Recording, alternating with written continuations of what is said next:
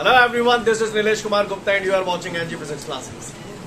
Well, पिछले turn पे मैंने आपको कुछ कराया था, क्लियर? तो उसी घड़ी में अब हम लोग आगे बढ़ने जा रहे हैं. हमारे सामने जो अगला क्वेश्चन है, explain the various types of magnetic substance. Clear? अभी तक मैंने जो पढ़ा था वो मैंने ये पढ़ा था कि मैं आसपास मैग्नेट रख देता था. मैं आसपास जो कहता था कोई लोहा लंगड़ धरो होगा तो कहा होगा, तो तुम कहते ऐसे कैसे ले हो. सही बोल रहा? तो ये क्या थे? Magnetic substance. अभी तक हमने बस मोटे तौर पर मैग्नेटिक सब्सटेंस यही पढ़ा था, राइट? लेकिन आज हमें ये जानना है कि मैग्नेटिक सब्सटेंस कितने टाइप के होते हैं. अलग अलग टाइप के मैग्नेटिक सब्सटेंसेस होते हैं. तो टोटल 3 टाइप के मैग्नेटिक सब्सटेंसेस होते हैं. एक डाईमैग्नेटिक सब्सटेंस, एक पैरामैग्नेटिक सब्सटेंस और एक पैरामैग्नेटिक सब्सटेंस. बोला मैंने कहा कहीं डाईमैग्नेटिक सब्सटेंस, पैरामैग्नेटिक सब्सटेंस और पैरामैग्नेटिक सब्सटेंस. फिर से बोलो, एक बार फिर से बोलो, कितने टाइप के होते हैं? जी हाँ मेरे भाइयों, डाईमैग्नेटिक सब्सटेंस, पैरामैग्नेटिक सब्सटेंस और पैरामैग्नेटिक सब्सटेंस. रेडी पे रेडी है? तब पानी बोलूंगा. Okay, look everyone. तो कितने टाइप के मैग्नेटिक सब्सटेंस होते हैं? एक बार फिर से बोल दो. और कौन से? डाईमैग्नेटिक सब्सटेंस, पैरामैग्नेटिक सब्सटेंस और पैरामैग्नेटिक सब्सटेंस. बहुत सुंदर बोला आप लोगों ने. आइए, ये मैंने लिखा है यहाँ पर डाईमैग्नेटिक सब्सटेंस, ठीक है. यहाँ पर मैं लिख रहा हूं आपके लिए पैरामैग्नेटिक सब्सटेंस, ठीक है. और इधर मैं लिख रहा हूं आप लोगों के लिए पैरामैग्नेटिक सब्सटेंस. सीन क्लियर है भैया? बोलो भैया, सीन क्लियर है सभी को? कितने टाइप के मैग्नेटिक सब्सटेंस हुए? कौन कौन से? डाईमैग्नेटिक सब्सटेंस, पैरामैग्नेटिक सब्सटेंस और पैरामैग्नेटिक सब्सटेंस, राइट? बस ध्यान से सुनते जाइएगा, राइट? Ferromagnetic substance. तो फेरो से मुझे कुछ क्लूज मिलते हैं. Iron, right? क्लियर है? तो फेरोमैग्नेटिक सब्सटेंस से मुझे ये क्लू मिल गया कि iron, cobalt, nickel, these are the ferromagnetic substance, right? मैं इन नामों से हमको कुछ क्लू मिलते हैं. वो क्लू कैसे हेल्प करेंगे, जैसे जैसे आप आगे बढ़ेंगे आपको समझ में आएगा, राइट? तो फेरोमैग्नेटिक सब्सटेंस से मुझे आयरन का क्लू मिलता है. पैरा से मुझे क्लू मिलता है पैरेलल. क्या? पैरेलल. क्या पैरेलल, कैसे पैरेलल, वो सब चीजें बात की, राइट? अगला डाईमैग्नेटिक सब्सटेंस. तो डाई से कोई क्लू मिलता है? 2. डाई बोले तो 2 और 2 बोले तो इवन नंबर. यस और नो? सही बोल रहा हूं? चलिए ठीक है. तो फिर मैं छोटी छोटी बातें करूंगा. जो भी बातें मैं करने जा रहा हूं, जो भी करना है आप नहीं करना है. पढ़े लिखे लोग हो, क्लियर? पढ़े लिखे लोग हो, सब जानते हो. तो 1 बाय 1 हम एक एक करके काम करेंगे. इसमें मैं आपको बता दूं, जो पैरामैग्नेटिक सब्सटेंस है ना, ये अपने अमिताभ बच्चन जी हैं. कौन है ये? अमिताभ बच्चन जी, राइट? और ये जो पैरामैग्नेटिक सब्सटेंस है, क्या बात है, वाह, शाहरुख खान. पैरामैग्नेटिक सब्सटेंस कौन है? शाहरुख खान. और जो डाईमैग्नेटिक सब्सटेंस है, अमरीश पुरी. कौन सी पुरी? अमरीश पुरी. ये हीरो है, तो गुंडा है. गुंडा कौन है? हाँ, हीरो गुंडा, राइट? जो काम इसका है वही काम इसका है, इसका उल्टा काम है. नहीं है मेरी बात समझ? सीन क्लियर है? जो बोल रहा हूं आपको पल्ले पढ़ रही है नहीं पढ़ रही है? आगे बढ़ रही है. लिसन, अमिताभ बच्चन और शाहरुख खान, थोड़ा सा मैं इनमें कंपैरिजन करवा दूं. जैसे मैंने पहले भी आपको एक एग्जांपल दिया था. पैदा होने के बाद 2 बड़े. लंबाई किसकी है? लंबाई तो शाहरुख की है. मैंने जो थोड़ी पूछी किसकी ज्यादा है. लंबाई तो दोनों की है. बस पैदा होने के बाद दोनों बड़े, एक ज्यादा बढ़ गया, एक कम बढ़ गया. अमिताभ जी ज्यादा बढ़ गए, शाहरुख जी कम बढ़ गए, है ना? यानी जैसा लक्षण इसका है वैसा ही लक्षण, यानी जैसे लक्षण अमिताभ बच्चन के वैसे ही लक्षण शाहरुख खान के. बस अमिताभ बच्चन में जो लक्षण ज्यादा है, शाहरुख खान में वो लक्षण थोड़ा सा कम है, लेकिन हद वैसा ही लक्षण है. नहीं है मेरी बात में? Scene clear? ठीक है. तो फिर अब आप तैयार हो? आओ तो मैं बाहर हूं, मैं ले चलोगे बाहर हो? हाँ, सोच समझ के जवाब देना. गधों की तरह रिएक्ट मत करना, ठीक है? पॉइंट्स लपक के चलो.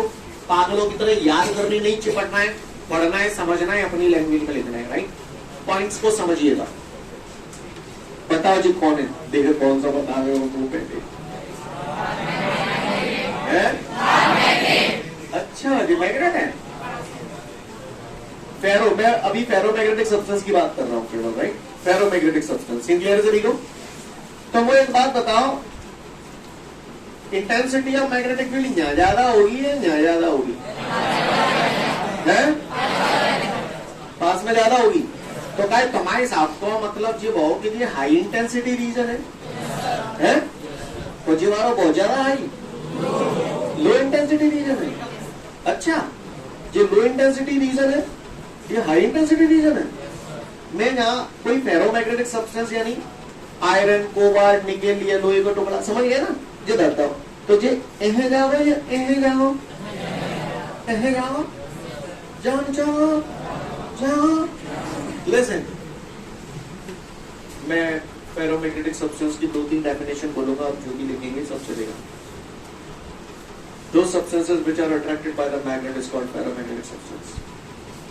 Correct?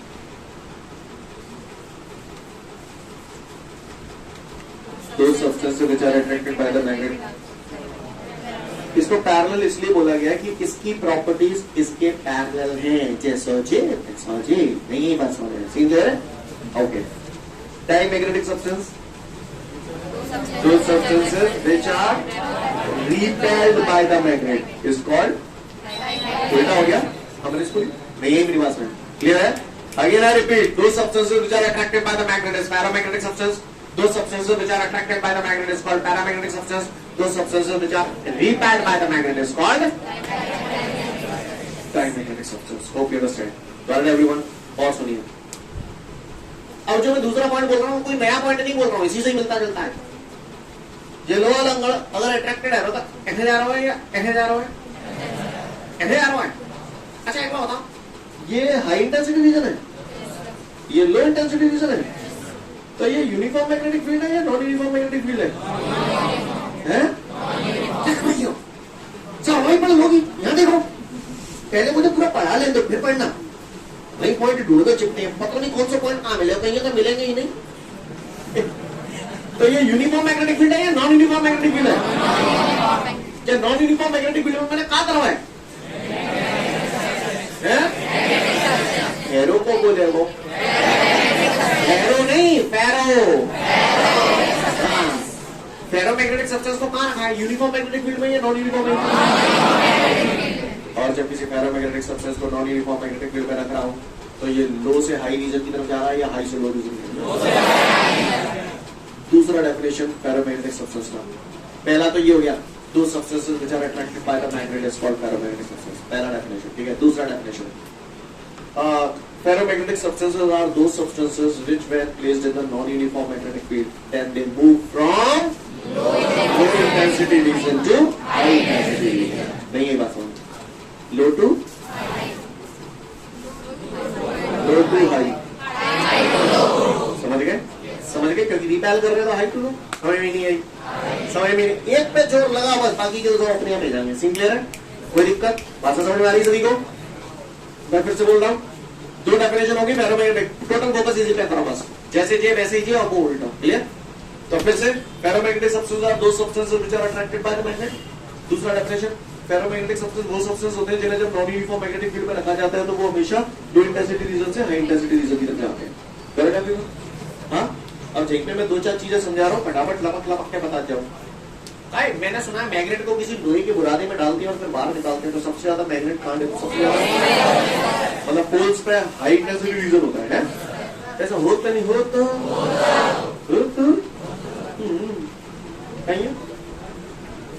लिसन लिसन लिसन, गौर से देखिएगा सभी लोग, please look at the board. ये देख रहे हो?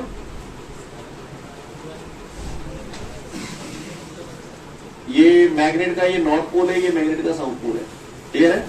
नजर आ रहा है सभी को? इसी तरीके से मैंने यहां भी ये सीन नजारा बनाया है, ये नॉर्थ पोल, ये साउथ पोल। सीन क्लियर है सभी को भैया? इसमें मैंने एक बाउल रख दिया है, इस पे भी रखा है कटोरा type. Clear? Right pronunciation is बोल, राइट। बोल एक इस पे रखा हुआ है, एक इस पे बोल रखा हुआ है, सीनियर तरीको। और जामे मैंने बद्दा हुआ है फेरोमैग्नेटिक सब्सटेंस का बद्दा हुआ जामे ऐसे बद्दा हुआ। जैसे ये फेरोमैग्नेटिक सब्सटेंस मैं यहाँ रखूंगा तो पहले मुझे आप एक बात बताओ, ये तो मैग्नेट के पोल्स हैं, तो ये हाई इंटेंसिटी रीजन हो गया, इधर वाला लो, इधर वाला लो, बोलो भैया। अब इसमें आते हैं ये बीच में लो, सीन क्लियर है, कोई दिक्कत। अब मुझे मालूम है कि भैया फेरोमैग्नेटिक सब्सटेंस जो होते हैं वो कहां से कहां की तरफ जाते हैं, low intensity region to high intensity region जाते हैं, जहां में जो लो इंटेंसिटी रीजन है और जो हाई इंटेंसिटी रीजन है। तो जहां में जो फेरोमैग्नेटिक सब्सटेंस भरा है, जो लो वाले हिस्से में जो भरा है वो कहां की तरफ इकट्ठा होने लगेगा, बीच में इकट्ठा होने लगेगा। तो जब आप किसी फेरोमैग्नेटिक सब्सटेंस के पोल को ऐसे यहाँ रखेंगे तो ये क्या होता है, ये जब इस पे रखते हो तो ये ऐसा प्लेन नहीं बना रहता, ये ऐसे करके बीच में थोड़ा सा उठ जाता है, लाइक दिस। नहीं है मेरी बात समझ क्लियर? आइसक्रीम को कपना धरोगे, पर मेरी बात समझ में आ रही है सिकंदर ने? तो ये क्यों उठ गया, बात समझ में आ रही है? हाँ, क्योंकि ये जो इनकी क्वालिटी होती है लो इंटेंसिटी रीजन से हाई इंटेंसिटी रीजन की तरफ जा रहे हैं। तो यहाँ पर क्या हो रहा है, ये लो रीजन का जो मटेरियल भरा हुआ है वो धीरे धीरे हाई की तरफ इकट्ठा होने लगा। नहीं है बात, बीच में हाड़ सा बन जाओ, पहाड़ को नहीं है मेरे पास में, सीन क्लियर है? तो जा मैं तुम बताओ कितना जाओ, लो से हाई की तरफ जाता है, तो ये लो वाला हिस्सा ये तो इतने सरक सरक के कितना जाओ, कचू जालंग पहुंच जाओ, कचू जालंग पहुंच जाओ, तो बीच में दब जाओ या उठ जाओ, तो नजारो ऐसो है जागो। समझ में नहीं आई मैंने, सीन क्लियर है? कहोगे को परेशानी नहीं हो तो बताए, नाने तो फिर सुने। अच्छा, जैसे जे वैसे बामे, अब चाहे में तुम बताइए, ना में तुम बताइए। ये नॉर्थ है, ये साउथ है, ये पोल है, और जहां में ये डाईमैग्नेटिक सब्सटेंस भरा हुआ है, राइट। और पोल अगर दूर दूर धरे हो ऐसे, और फिर ये बोर्ड रखा हुआ है, और ये हाँ ये पहले हाई लो देखो, ये हाई हुई एरिया है, ये लो लो, जहां पे हाई हाई लो। अब ये कहां से कहां की तरफ जाते हैं, हाई से लो की तरफ जाते हैं। तो हाई से लो की तरफ बताओ इसमें क्या होगा, दबेगा या उठेगा? दबेगा। और उस वाले में I hope you understand guys, getting my point everyone? ऐसा बना ना जाते पलट रहे हो सीधा, कहानी तो समझ में आ रही है कि ना आ रही? अगर इतनी समझ में आ रही है तो फिर बात ही का आइयो देखे कौन सा बता रहे हो मुंह पे बताइए। ये मैग्नेट के दो पोल है, ठीक है, जहां में मैंने यू शेप की एक ट्यूब डालते हैं, यू ट्यूब, क्लियर है? नली दरी है यू ट्यूब की, क्लियर? अब वो दिख रहा है हाई इंटेंसिटी रीजन है, जे वाला, और जहां में मैंने फेरोमैग्नेटिक सब्सटेंस को लिक्विड बदता हुआ, क्या बदता हुआ? हाँ, फेरोमैग्नेटिक सब्सटेंस को। अब आप बताओ, वो मालूम है फेरोमैग्नेटिक सब्सटेंस लो पे आई जाते हैं या आई पे लो जाते हैं? तो जे पोल्स के बीच में क्या होगा, ऊपर उठ जाएगा या नीचे गिर जाएगा? ऊपर उठ जाएगा, ऐसे है, यहाँ ऊपर उठ जाएगा, यहाँ नहीं। हाँ, समझ गया ना? क्योंकि लो से हाई की तरफ जाएगा तो ये मटेरियल ऐसे जाएगा, नहीं है बात है, यानी दोनों पोल्स के बीच में लेवल ऊपर हो जाएगा, नहीं है बात है। जैसो जाम में वैसो ही आओ जाम में, नॉर्थ साउथ, फिर वही यूट्यूब, क्लियर है? अब बताओ इसमें क्या कहानी होगी, ये हाई इंटेंसिटी रीजन, ये लो इंटेंसिटी रीजन, तो इसमें लेवल नीचे जाएगा या ऊपर जाएगा? नीचे जाएगा। कहानी समझ में आ रही है आप सबको मेरी बेटा? सी क्लियर है? कोई दिक्कत? हाँ, तो डाईमैग्नेटिक, पैरामैग्नेटिक और फेरोमैग्नेटिक सब्सटेंस, कहानी समझ में आ रही है? डाईमैग्नेटिक सब्सटेंस जो होते हैं, डाईमैग्नेटिक सब्सटेंस में इवन पता चल रहा है, यानी डाईमैग्नेटिक सब्सटेंस के जितने भी एग्जांपल्स हैं उनके एक्सटर्नल ऑर्बिट में इवन नंबर ऑफ इलेक्ट्रॉन्स होते हैं। कैसे नंबर ऑफ इलेक्ट्रॉन्स होते हैं?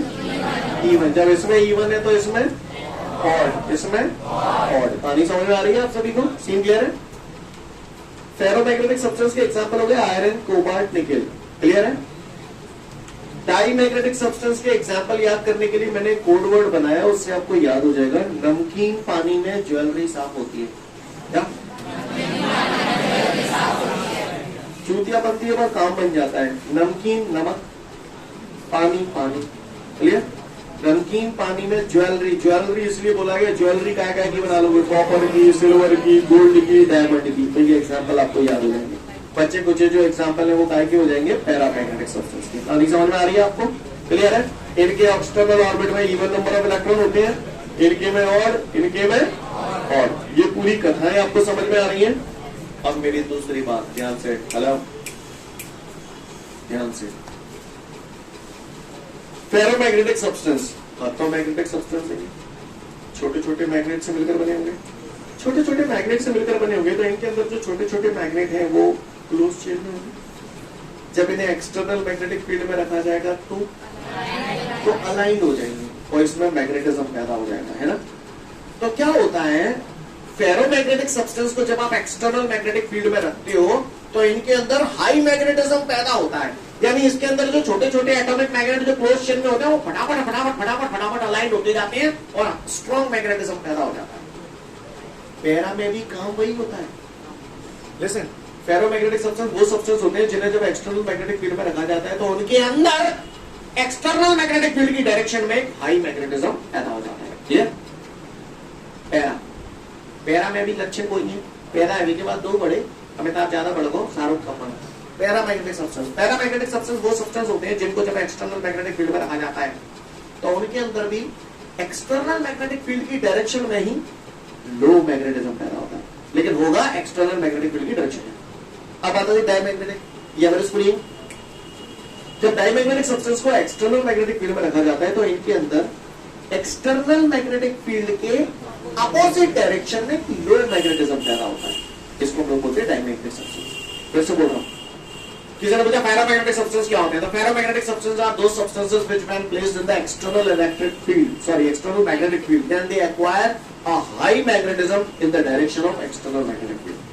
पैरामैग्नेटिक सब्सटेंस वो सब्सटेंस होते हैं जिन्हें जब एक्सटर्नल मैग्नेटिक फील्ड में रखा जाता है तो उनके अंदर एक्सटर्नल मैग्नेटिक फील्ड की डायरेक्शन में लो मैग्नेटिज्म पैदा होता है, और डायमैग्नेटिक सब्सटेंस वो सब्सटेंस होते हैं जिन्हें जब एक्सटर्नल मैग्नेटिक फील्ड में रखा जाता है तो उनके अंदर एक्सटर्नल मैग्नेटिक फील्ड के अपोजिट डायरेक्शन में लो मैग्नेटिज्म पैदा होता है।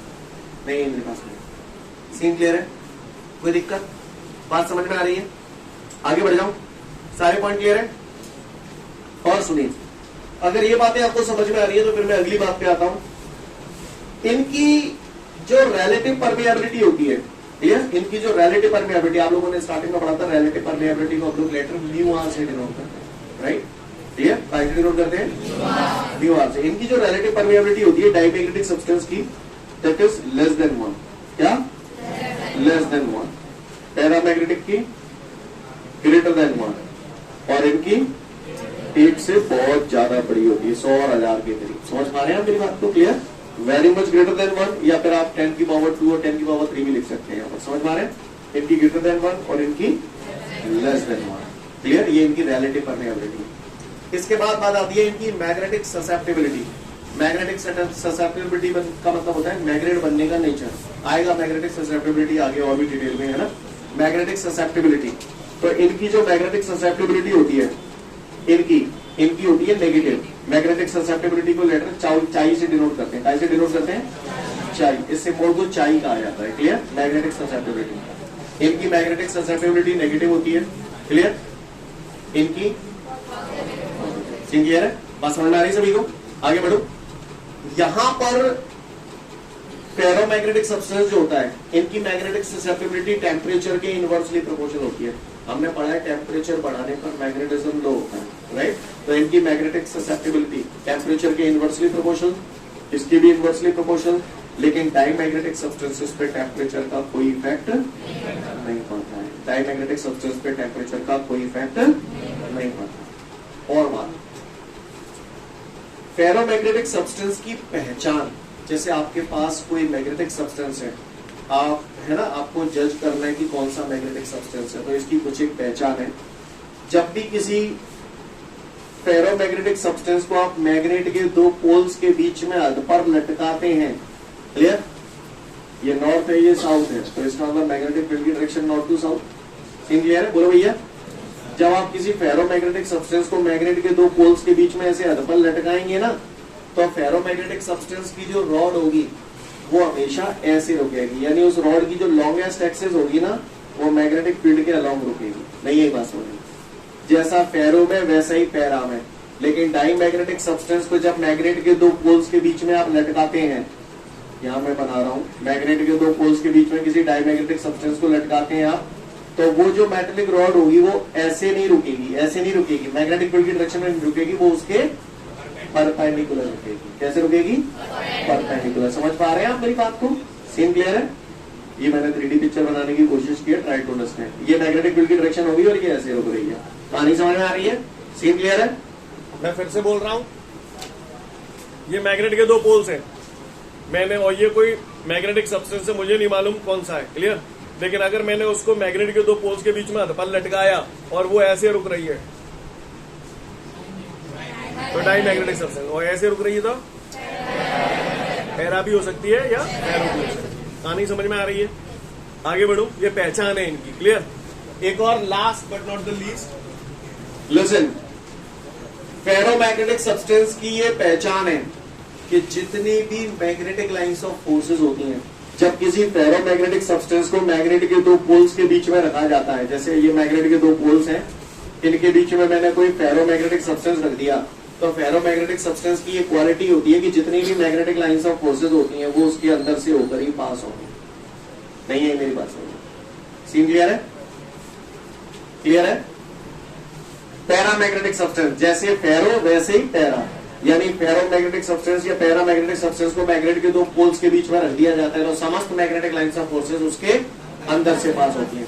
डायमैग्नेटिक सब्सटेंस में क्या होता है, जब इन्हें मैग्नेट के दो पोल्स के बीच में रखा जाता है तो जितनी भी मैग्नेटिक लाइंस ऑफ फोर्सेस होती है वो इससे साइड से कट के निकल लेती है, इसके अंदर से पास नहीं। क्लियर है? भाषा समझ में आ रही है सभी को? तो ये सारे कैरेक्टरिस्टिक्स है आपके डाईमैग्नेटिज्म, डाईमैग्नेटिक सब्सटेंस, पैरामैग्नेटिक सब्सटेंस और फेरोमैग्नेटिक सब्सटेंस। मैं एक बार आपको फिर से रिफ्रेश कर रहा हूं, आप सभी लोग ध्यान से सुनेंगे गौर से, ठीक है? तैयार है हम लोग?